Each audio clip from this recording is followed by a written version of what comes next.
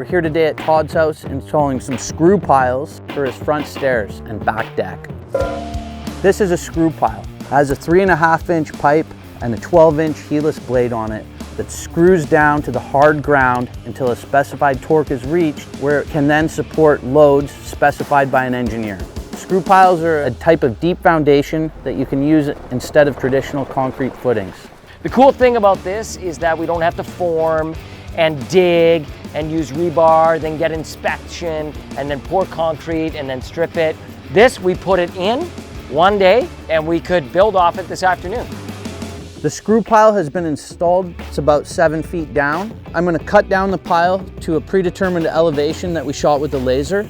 And once it's cut, this saddle is going to go on that's going to support the beam that goes across between the two piles that in turn support the stairs. Our Postech screw piles are in the ground with the saddles bolted on, and we're ready to build this afternoon.